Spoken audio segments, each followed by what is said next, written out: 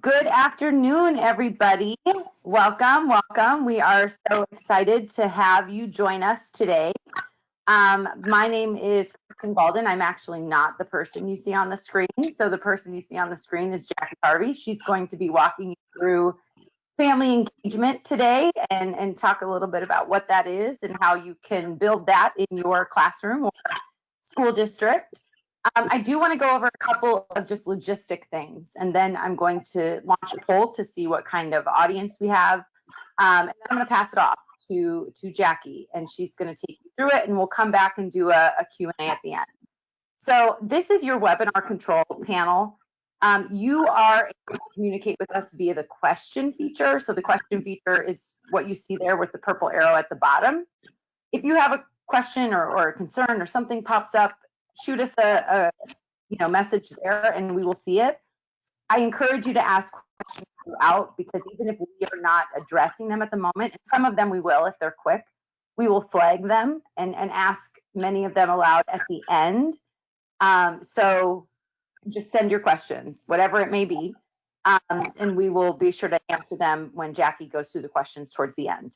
I am going to go over the certificate and the recording at the end as well. Let me go ahead and just launch a poll very quickly. So this poll is going to pop in your panel. You can just answer. I just want to know what kind of an audience I have today.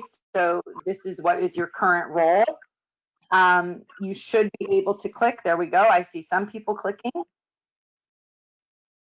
I'm going to give it till about 60%. If you can't answer it, don't worry about it. Just put it in the questions or it's okay if you can't. I know sometimes it's hard to find.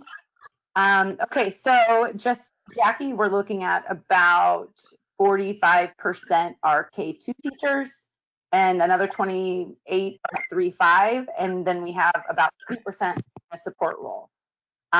So that's no administrators yet. And then the only other thing, I'm going to ask one more, just because I want to know how you all rate engagement. So on a scale of 1 to 5, with 5 being the most important, it's really, really important, and 1 being not very important. How important do you think a strong family engagement program is?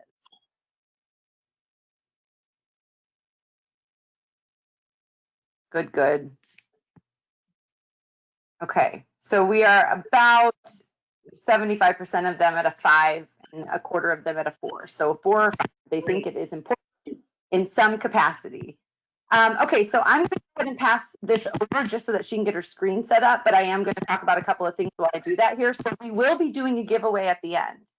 So I encourage you to stay on, because if you stay on, you have a chance to win a Learning at Home math or literacy kit, and they are awesome kits that we have.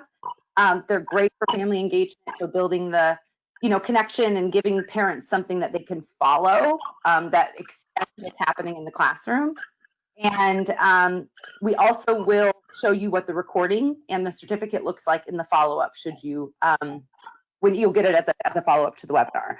So Jackie is a colleague of mine, and she is fantastic. She has a lot of experience in a lot of different school districts across the country, a lot of experience with literacy and supporting.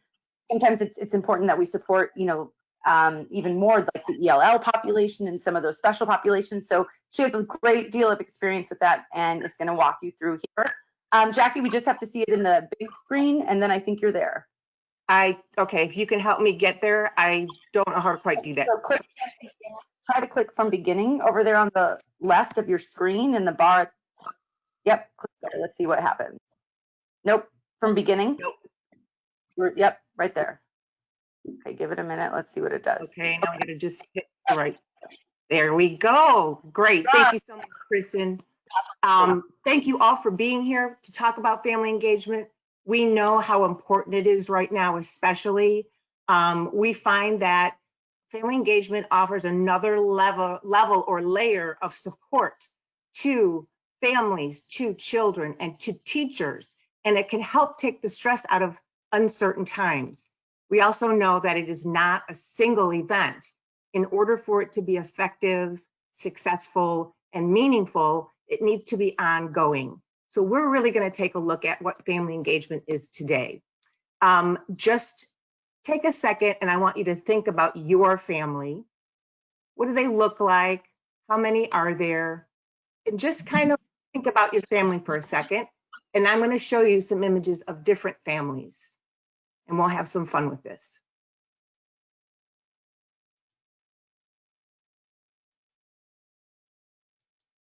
We're going to see families of all shapes and sizes in our classrooms, in our communities.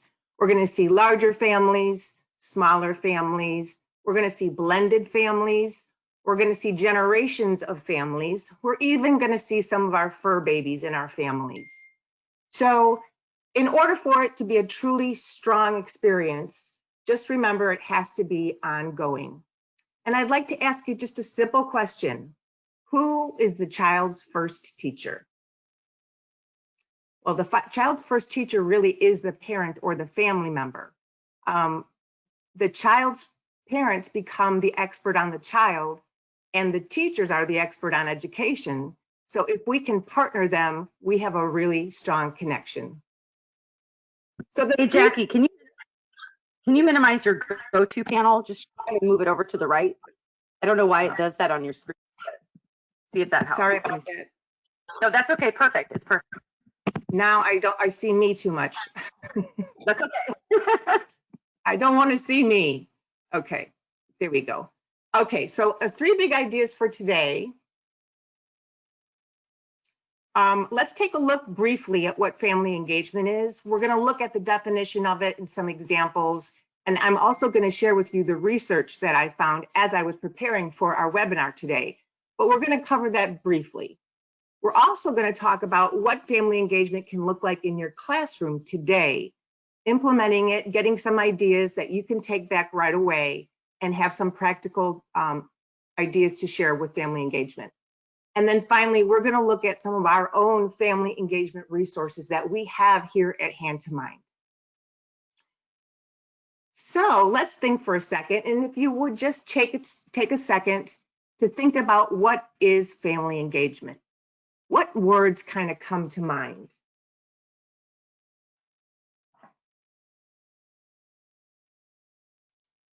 Well, we know that in order for it to be successful, it has to be systematic. We have to be doing it all the time and really working at it all the time.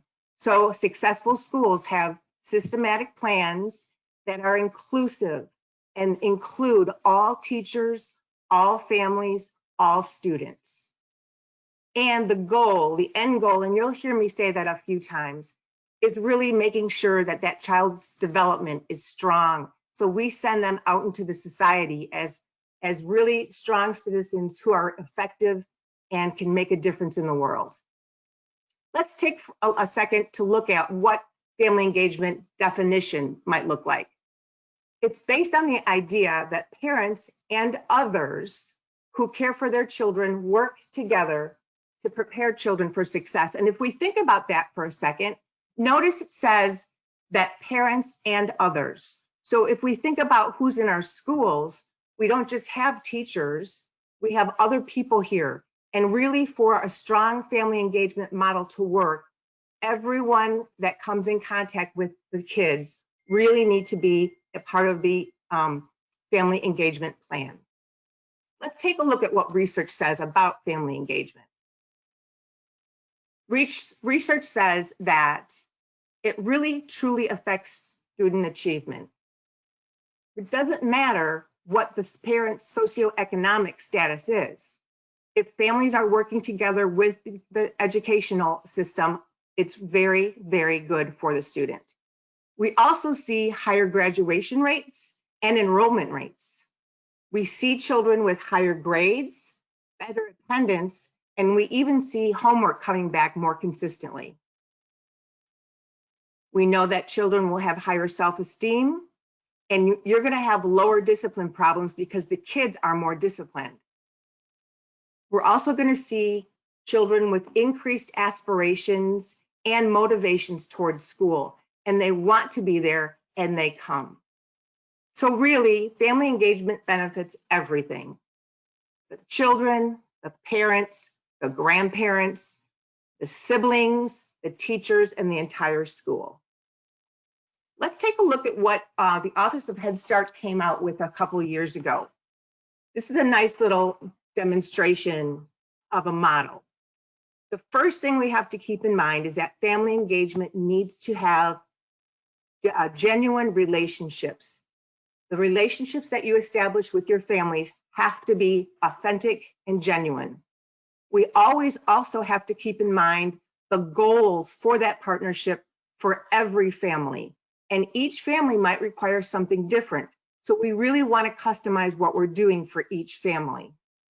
And if we do that, we have happy, thriving children. Let me ask you this. What do you think is the #1 indicator of success in family engagement?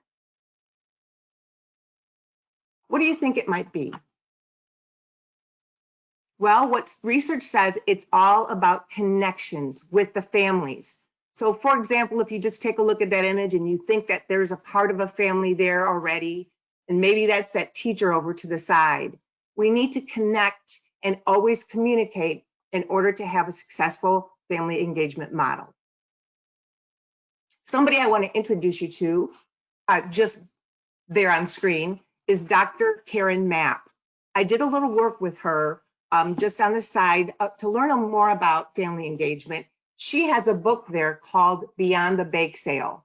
And Beyond the Bake Sale is all about taking a look at a guide for family and school partnerships. And through her work, now she's at Harvard, but she was a director of family engagement at Boston Public Schools before. She found 5 different topics, if you will, that really make a difference in a family engagement model. The first one is you need to build those relationships with your families. Now, we all know that some relationships are easier than others. So, for example, you might have a set of families that you know by your first names, you feel comfortable calling them for help, they feel comfortable coming into the classroom, and you can really do some things together. It's not always going to happen automatically. You have to build that trust. So building relationships is one of the #1 indicators of a strong school family partnership. #2 is everything we do has to link back to learning. You can't just do it in isolation. It must have a reason, and the reason is it's linking back to the learning. We have to address differences, and we might have, for example, have translators available for our meetings. We also want to make sure any materials that we send out are representative of the people who are part of your school community. You need to support advocacy. And she says what you might want to do at the beginning is have a process for addressing issues, and make sure you do monthly sharing of student progress. That is key. And I'll say that a few times today. And then you also have to share the power. And I can tell you, in the 16 years I was a teacher, sharing power is very difficult.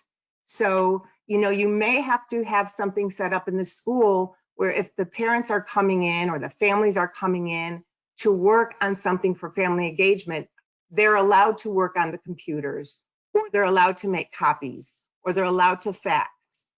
But that is something that is key. So I thought I'd share that with you. And if you want a nice read and get some more ideas on family engagement, that's a really good resource for you. So let's just kind of briefly talk again about what family engagement was, and then we'll move on. #1, it's all about relationships, building those genuine, true relationships so that both parties, meaning parents or families and teachers, feel comfortable calling on one another. Making sure that the children see these strong partnerships. If the children see that your teachers and your parents or your families are working together, they're going to feel more safe and more comfortable. And again, you'll have less discipline problems. And remember, the end goal is the child's best interest. So now let's talk a little bit about implementing in today's classroom. Our classrooms don't all look the same. Some of them are remote, some of them are live. Sometimes you have to have a class, but we're going to share with you some ideas on what you can do. And I will start by sharing my own story, my classroom family. So I'm going to show you some pictures now of my classroom, my last 2 years of teaching. I was able to take my second grade class and loop them to third grade. And some of the things I did during this time really helped me establish those relationships deeper. So let me share my picture with you. This is my class, my second grade classroom, second year before I left the classroom. And I want to tell you a little bit about my kids here. This is a very diverse group. I have some students, like these two girls, that were born in Ireland. I have some students, like these two girls, that were born in India. I have a girl that was born in Italy. And then I have 4 students that came from Mexico. And I'm going to tell you a little bit more about them. But the reason I'm telling you this is that it really made me look at, for example, the kind of literature I might have available to my kids in the class. The one thing we know about literacy is kids need to see themselves in the story or the book that they're reading. And so just keep that in mind when we're collecting materials to share with our students and families. But let me tell you about some of my students again. Brandon lived with his family in a small house. He had his parents there, his grandparents, his younger siblings, and he also had, on occasion, aunts and uncles live with him. He always felt like he didn't fit in because his family was different than others. So we really had to work with his family and bring them in so that they were part of the conversations and part of the education so that he felt safe, comfortable, and fit in. Sam in the middle. Sam was a whiz kid at math. He could do anything. He should have taught the math class, but he had some issues with reading. So he became a class clown, and not so much in the good way.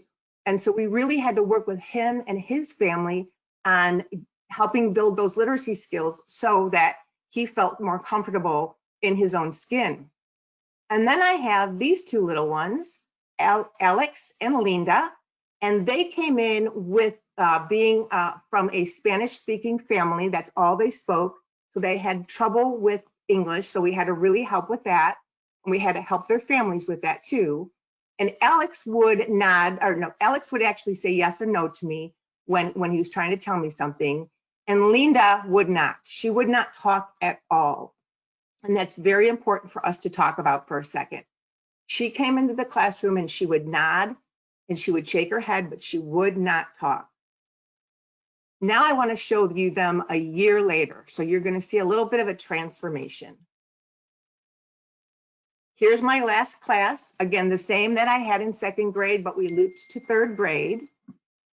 And I want you to just take a minute to just look at them. And now I want to share with you Julia. Julia, as you can see, these were the same kids. They all agreed to come. I told them they didn't have to, but they wanted to be in my room again. But Julia came in on a Monday morning in October. She had come to the United States with her parents the night before. They flew in from their home in South America, and she had no English at all. Can you imagine? I could just imagine the fear she had. Well, if you would remember again, a second ago or so, we talked about Alex and Linda, how they did not really speak. Well, I was talking to the class about how, when we have a new student come to our family, how we want to make them feel comfortable and how we want to make sure that they feel like they belong. And Linda and Alex came over to me and said, "Mrs. Harvey, we will take her around the school and we will introduce her to the principal and we'll show her where the restroom is." And they really stepped it up and they felt empowered to do that. And so that was one of my goals as I was going into third grade, is think about how I can empower the kids. And there's Sam. Sam went from being a class clown to a class leader. I remember giving the kids an assignment because the principal needed to talk to me in the hallway. And I closed the door, but I could still hear. And all of a sudden I hear Sam saying, "Knock it off. Mrs. Harvey gave us an assignment. You should be doing it." And he really became a leader, and he felt really comfortable and confident. And I think one of the reasons is we really had a strong family engagement model going. Let me go back for a second and talk about what happened between second grade and third grade. So as I was going into third grade, knowing I was going to have pretty much the same class of kids, I wanted to know, what could I do? I wanted to have some goals. What could I do to keep my momentum going from second grade? What could I do to deepen my relationships with my parents and families? What could I do to empower the kids? How could I bring families in more often? And how could I offer more partnering opportunities to the parents? And as I was thinking about all of this, it was about 2 weeks before school started. And I reached out, we had room parents, we called them room moms and room dads. And I asked them if they would come in for a meeting, and I wanted to brainstorm with them what we could do to start the school year. And now the next couple of slides I'm going to show you are actually pages from a scrapbook that my parents made, my classroom parents made for me and gave me as I left teaching that year. And the pictures are going to be a little fuzzy. Remember, it's a scrapbook, but you can see what we did. So the parents and I agreed that we would have a picnic to start the school year, and all families were invited. Everyone from the family could come if they wanted to, but it needed to be on a volunteer basis. So here we are. The parents planned the whole picnic. They gathered all the materials. They had a water balloon fight. They had races. We played baseball. And you'll see some of the pictures here of the kids gathering. And then also, you can see that each family brought food to share. So it was a really great opportunity for families to come together. And if you look in the top right-hand corner, you'll see a tail. Somebody even brought their dog. So we really made sure that everyone knew that they were welcome. And we also had to come up with a plan, because at the time, we had to do pretty much snail mail. And what we did is we created a flyer, and then my room parents helped me distribute it live to each family. So during my second grade year, we always did something called Holidays Around the World. And we usually took like the third week of December before we went away for winter break. And there were 3 second grade teachers, and each of us took a different country. And then we taught the kids, and they rotated country to country or room to room about holidays in that country. Well, my second grade year, we studied Germany. Now, if you remember, I did not tell you there were any kids that were born in Germany. So I wasn't really doing a good job with connecting into my classroom. So when we got into third grade, my kids had loved it so much, they said, let's do holidays around the world. I said, well, we don't really do that in third grade, so we won't be able to, have you switch from room to room and learn more than one. But if you want to do one, we can. And I allowed them to choose the country. And I bet you can probably figure out that they chose Mexico. And this was a phenomenal way to get families together, because we had grandparents come in and read stories and tell us folk tales that were coming from their country. We had aunts and uncles come in and teach us language, and the kids did all of the work for this. Linda, my non-talker, even said, I would like to write a skit. I'm going to write a script, and I'd like to direct it. She had come out of her shell so much because we had her family involved. You can see the kids playing games and wearing outfits if they had them. And we just had a great time learning together. And that's because I was able to link it back to some of their cultures. Well, these were great times, and you can see all of us together. And in our world today, we might not be able to do that. But there are some things that you can do. And if we think a little bit about these past few months, and We were in school on a Friday in March, and the next thing we knew, we had to close it down. So that left a lot of kids at home without anything to do. We had our teachers and our administrators scrambling to try to get materials out into the kids' homes. We had some kids that had technology, some kids that didn't. We had some kids that had access to internet, some kids that didn't. So a lot of our schools sent out resource packets. They might have had resource packets available with food. And so, you know, that kind of thing really tests us and challenges us to get into our family engagement plans. One thing I learned a little bit about is doing a tech check. So at the beginning of your school year, I'm going to offer you an idea about a questionnaire in a little bit, but you might want to ask in your questionnaire what their technology is like at home. Are they a high-tech model, meaning there's more than one device, they have a stable internet connection, and they have email?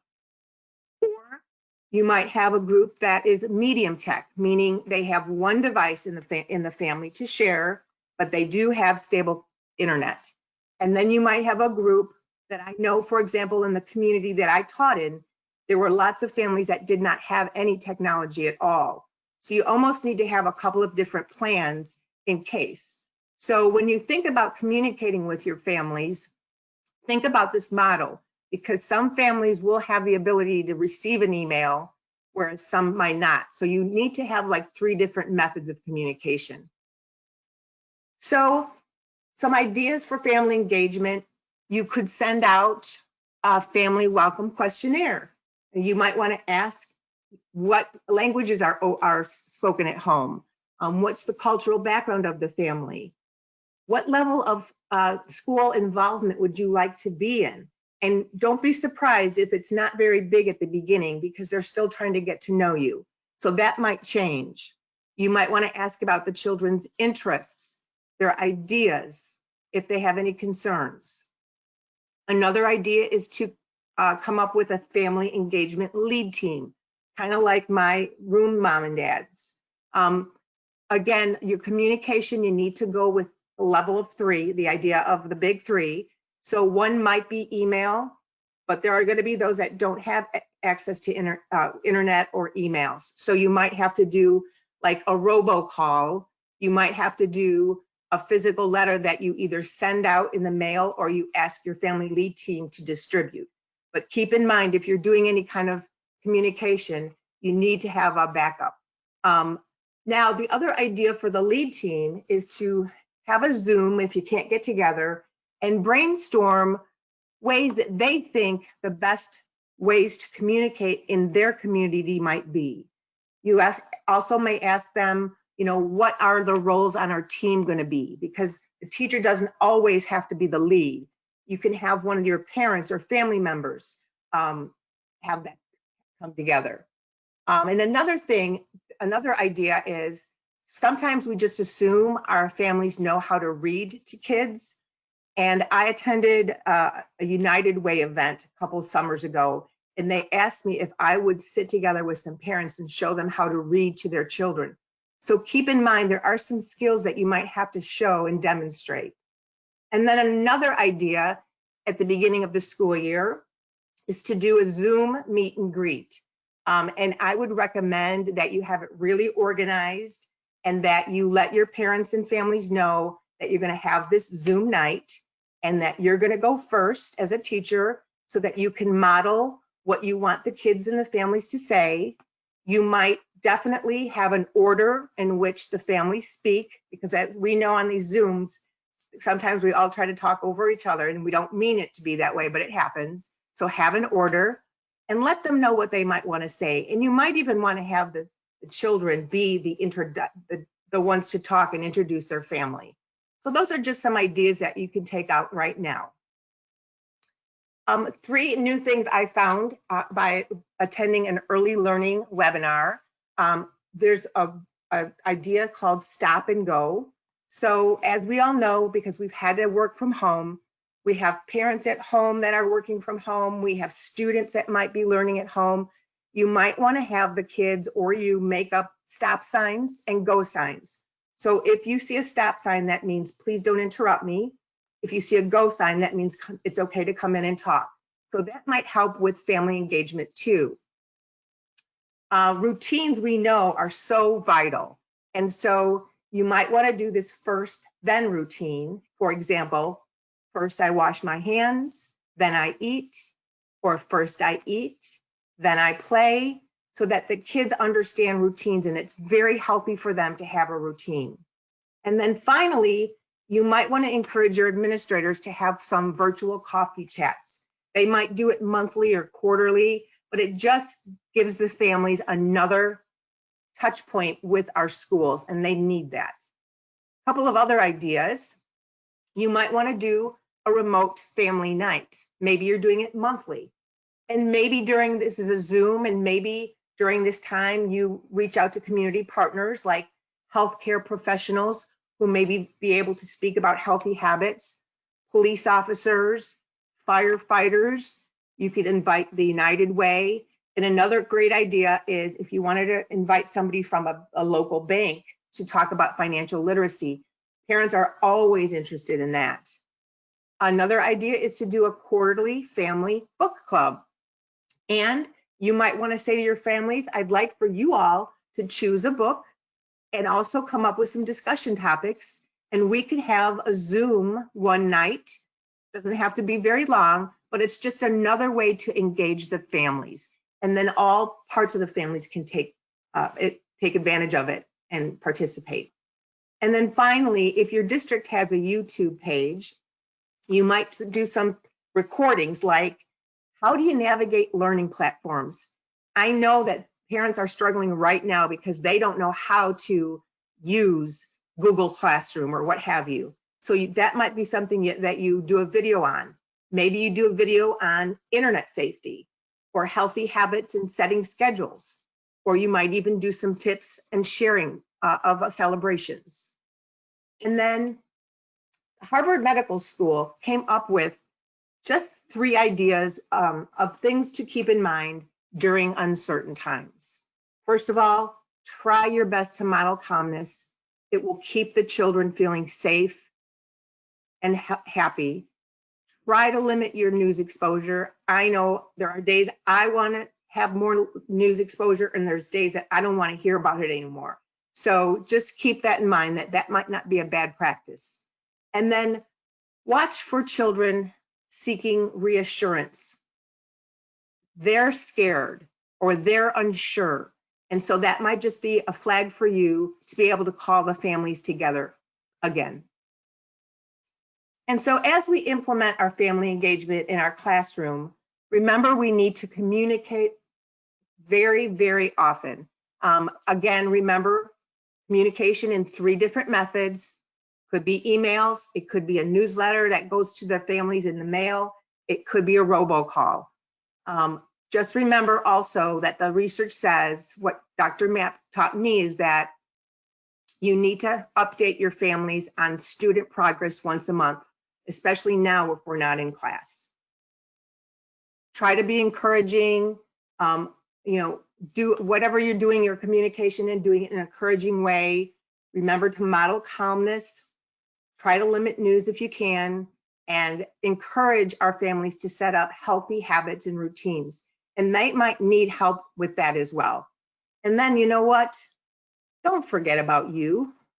As educators, we sometimes just don't take care of ourselves right away. We're concerned about our kids, our students, and our families. So set up your own routines. Take breaks for yourself. Maybe you need to just take a walk if it's nice out. Maybe you just need to step outside. You might want to start a journal. You might meditate in the morning before you start, but do something for you. Have your own healthy habits. Get plenty of rest and sleep. And I always found that if I had a confidant that I could talk to, that's also very, very helpful. And now let's work over to family engagement resources. So again, I'm going to share with you some of the resources that we have at Hand2mind that do support family engagement. and some of these are even free. So we're going to take a look at learning at home solutions that are actually perfectly suited for use in any type of classroom, whether it's your dining room table or your classroom itself. First of all, at hand2mindathome.com, we have free teach at home lessons. They're daily lessons and activities for K-5 students. We have them for math, for literacy, for science, and for social emotional learning. Notice in the black box, we've got all the different grade levels, K-5. And we also have, in the yellow, free resources for preschool kids too. So we have those resources right there. Notice down on the bottom left, a colorful manipulatives at home. So let's say your kids don't have manipulatives to use at home. Well, these are downloadable, printable manipulatives that you would have the kids cut apart, or you would cut apart, and they could use those kinds of manipulatives at home. The models are right there for you. You just download them. We also have What Should My Child Be Learning? So we've got some tips for parents and families there. Notice also that our platform is compatible with Google Classroom, with Seesaw, and with Edpuzzle. And this is just another way for us to engage our families. I wish I would have had this when I was teaching, because I know I could have extended my learning from my classroom into the home real easily with these free lessons. And let me show you a little more about what they look like. Here you'll see at the top left, there's a planner there for grade 1, and you'll see every day there's something to do, and then you'll see an example of a grade 3 on the right. These are available in Spanish. We have math activities, and these are 3 of our teachers. We actually have teachers doing the videos. So there's a video of a teacher teaching or reading a book if it's literacy, or talking them through a STEM activity if it's STEM. You'll see the downloadable resource pages that you can use. And then there are also some hands-on activities because we believe in hands-on. We also have brand new learning at home kits. We have literacy kits and we have math kits. These are K-5. Again, I wish I would have had these because I would have sent them home with my kiddos, and I would have shown my parents how to use these. And they're going to be very easy to use at home and to implement for families, because we know our families don't always know how to teach from home. This takes all of the guesswork out. These kits include actual manipulatives, there's Spanish support, and there's some easy to follow calendars as well. I'll show you a couple pages. Here to the left, you're going to see we have family letters. We have them in English and Spanish.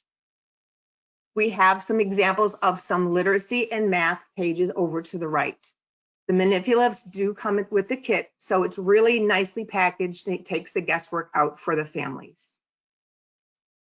And this is an example of our Learning at Home kit calendar. So again, everything is right here for you. We have 5 days of things to do, and you'll see them model it, explain it, work with words, talk about it. And Friday or day 5 is always a game.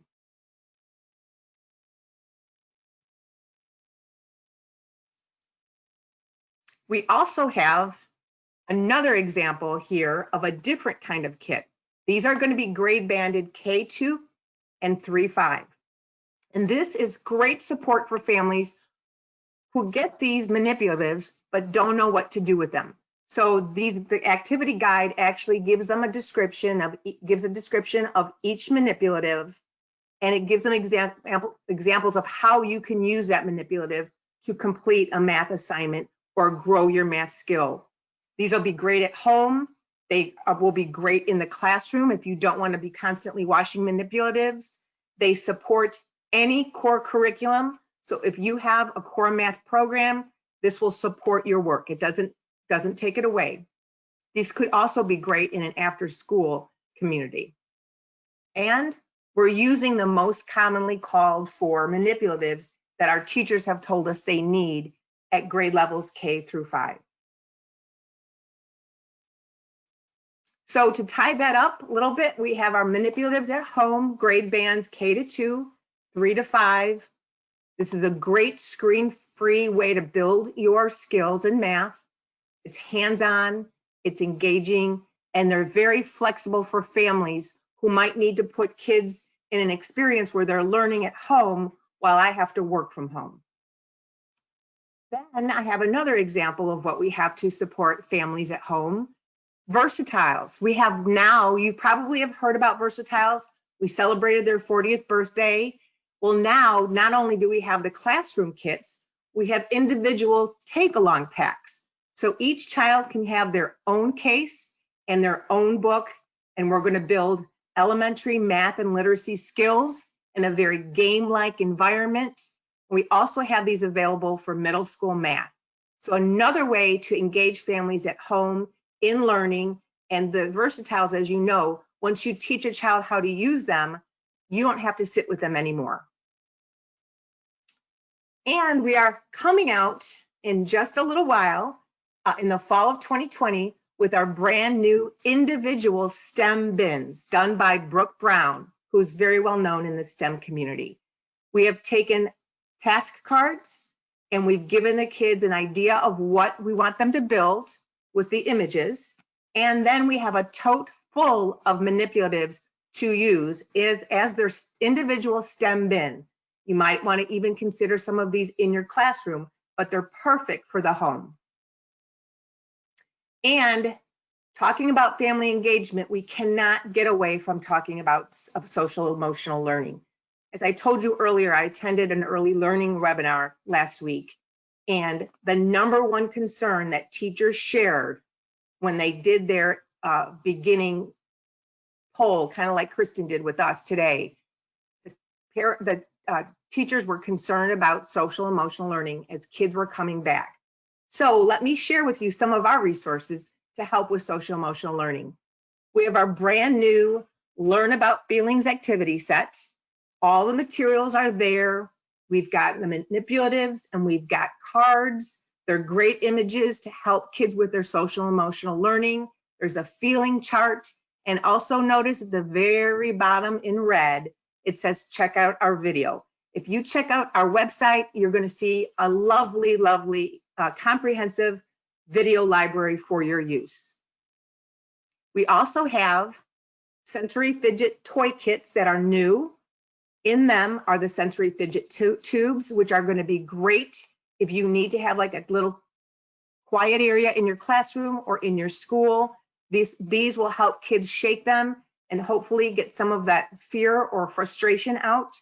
The toy kit is new and it has some great manipulatives in it too. And then we also have our See My Feelings mirror. And this is a great way to help kids identify how they're feeling. So those are just some of our SEL materials. You can find more on our site if you're interested. So during our time today, I hope that I helped you learn a little bit more about family engagement, especially at the research behind it and why it's so important. And I heard that you said that today too.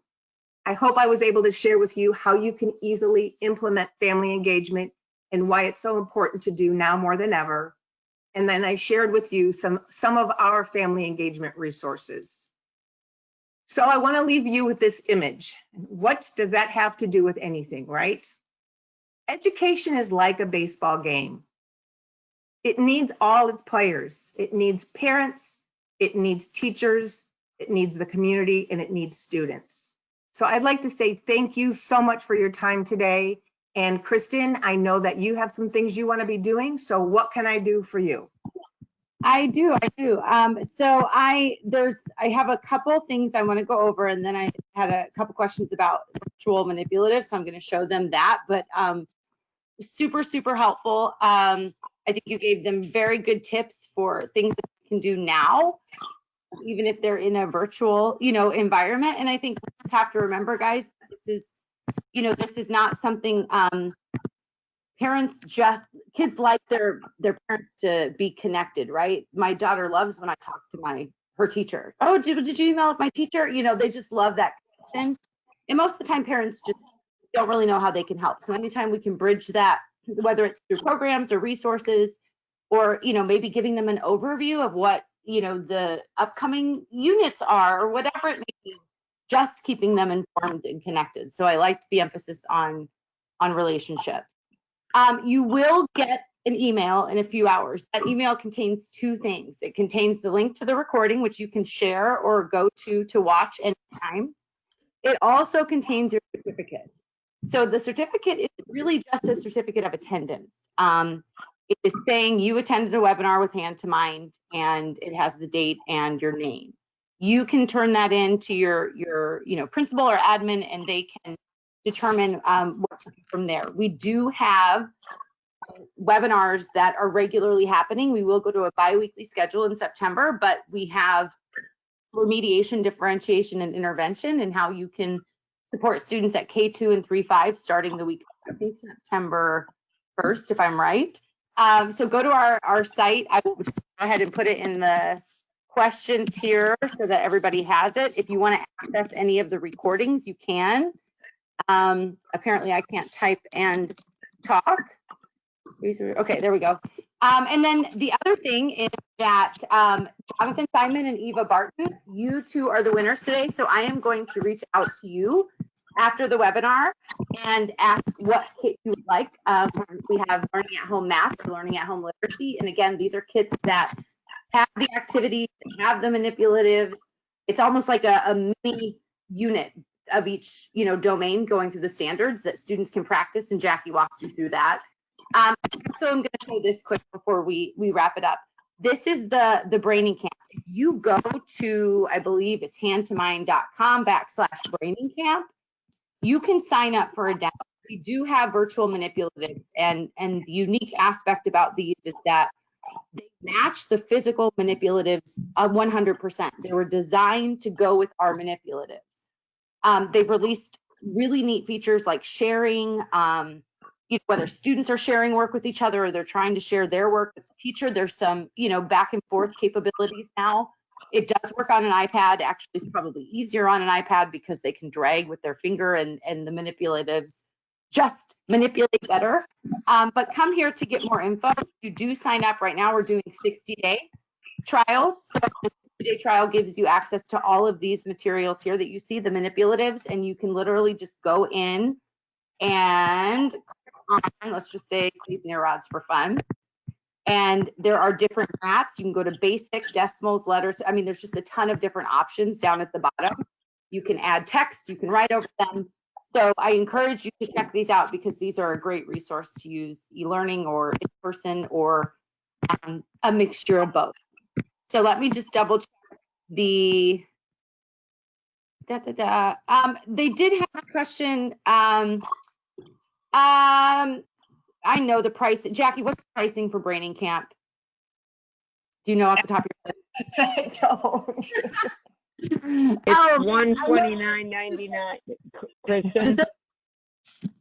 Kristen, it's $129.99 for the classroom for all the subscription, and the school is $549.99. Awesome. Okay, so there we go. So you can get a school license or you can get a classroom license. I also, okay, let me check the link again. I also would encourage you to reach out to your rep, because if you, and if you don't know who it is, reach out to me. My email is the one on all the webinar invites. If you want to reach out to me, I will direct you to the rep, because your rep's going to be able to give you better pricing if you're interested in the Braining Camp. I'm redoing the webinar link in the chat, so everybody should get that now. But yes, so you can do an individual or a school license.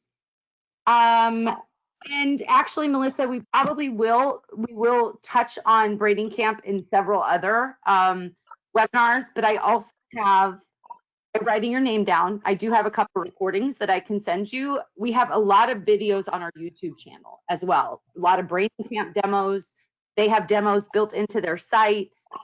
So I can reach out to you about that as well. But yeah, check it out. If you have any questions about who your rep is or getting a proposal or anything like that, feel free to reach out to me and I will direct you to the correct person. But at the very least, you can sign up for a demo and it'll give you 60 days. You can access it. Your students can access it. It's sort of like a full demo. So I did put the correct webinar link in there. again, you will get a follow-up in a few hours with the recording and the certificate. Again, trying to do 2 things at once. We don't have virtual manipulatives for literacy, unfortunately, right now. We do have great manipulatives for literacy. They're just not virtual at this point. Jackie, do you have anything to add to that? But I highly recommend it. We've got reading rods that are beloved, and they really help kids with their phonics, phonemic awareness, even their vocabulary development. We've got differentiated literacy centers that are wonderfully engaging. They're centered cards, so kids are reading, and there's a lot of science and social studies in there. So if you want to get away from a textbook, or you just don't have time, like you might not, I would highly recommend our differentiated literacy centers, and we also have them in math, differentiated math centers. Awesome. Okay, I think that is, we have covered them. So yes, I will put the websites in here again. Here is the hand2mind.com/training camp is the site for the virtual manipulatives. And then the webinar site, I'm going to link again as well.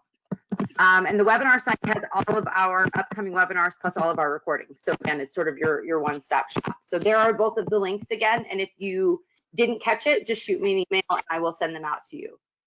You're welcome. Lots of good comments, Jackie. Good job. We appreciate it, everybody. Have a great one. Thank you. Thank you all.